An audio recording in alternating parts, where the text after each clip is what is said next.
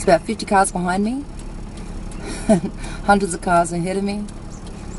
We're all waiting for the train. Gridlock. I'm reading a book at the moment that everyone in the world should read. At least, I think I'm three chapters in, so who knows where it will go. The first 3 chapters, if I could quote, like, just take, I can't. Like, I need to actually quote the whole 3 chapters. I might take 3 pages out, you know. It's so good. It's called Soul Money, I think. Soul Money. She's a lady that ran the Hunger Project, if you remember that one.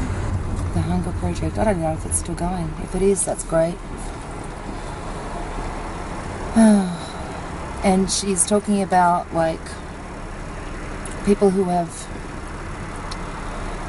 like, it starts off really good because it starts off telling us about how this like Amazonian tribe had, you know how the world revolves around money, but this untouched tribe all of a sudden had to deal with modern because of money, because you know, people want to take over their land and for money reasons. And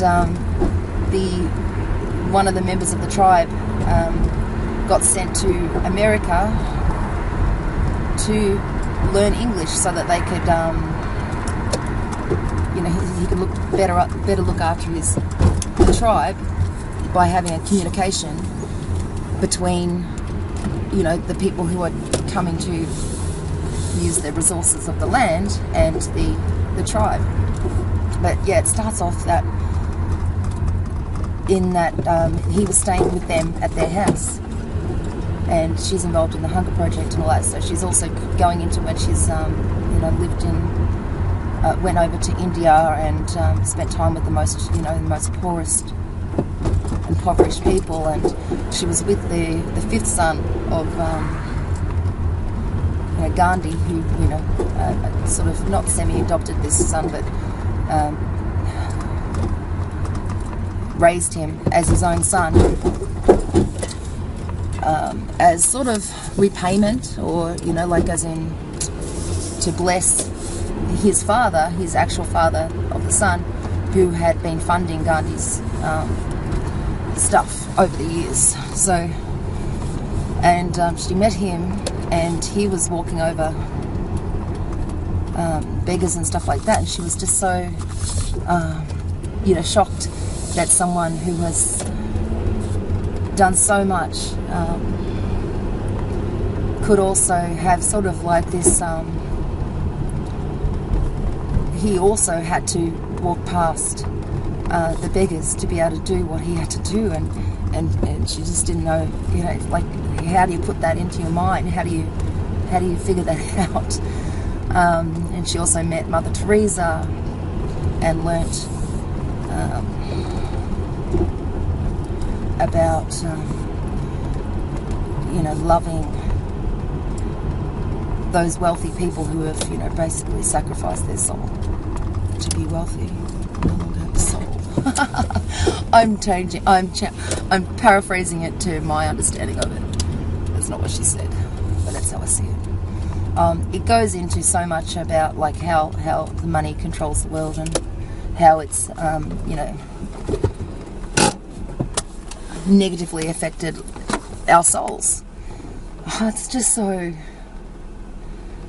like, if I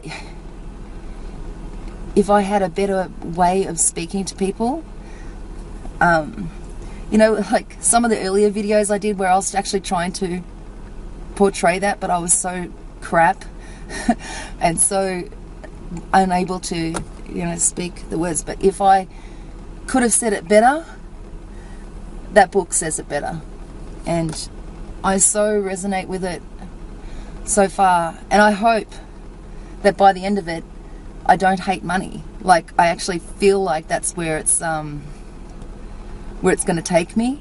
But at the moment, it's, you know, 3 chapters in, and I'm still just resonating so much with how we have an abundant planet, yet we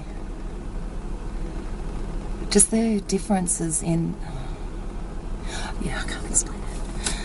I just laughing for no reason, aren't I? Oh, the book's here.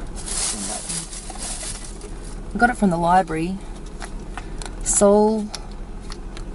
The Soul of Money by Lynn Twist.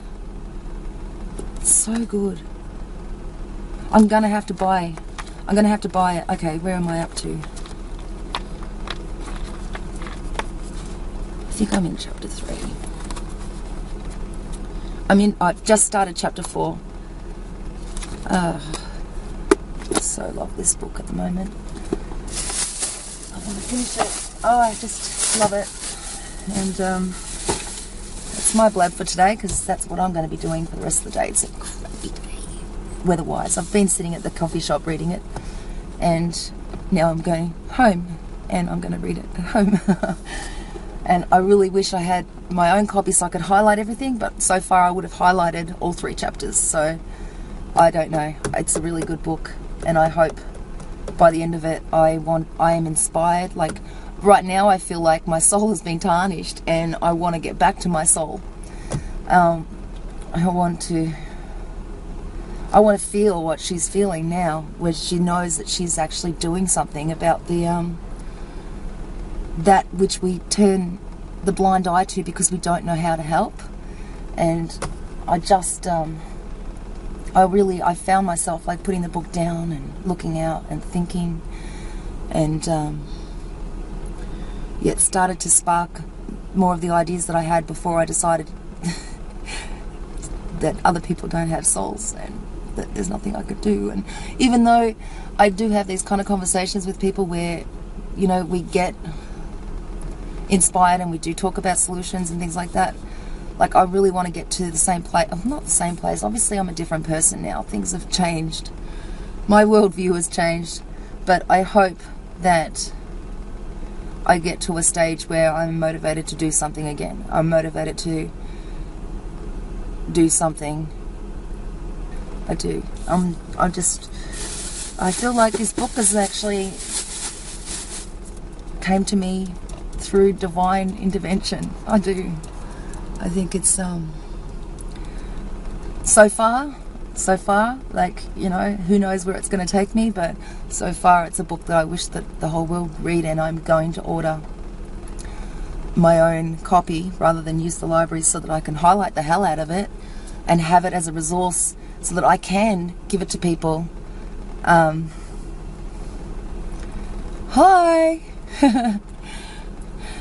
So that I can give it to people that are on the same page as me, as something that hopefully will inspire them. But I'm going to finish it first before I make any judgments, but I still am going to buy my own copy because I really think it belongs in my collection. It's even if it stopped at the first 3 chapters, it's so good so far. Yeah, bye.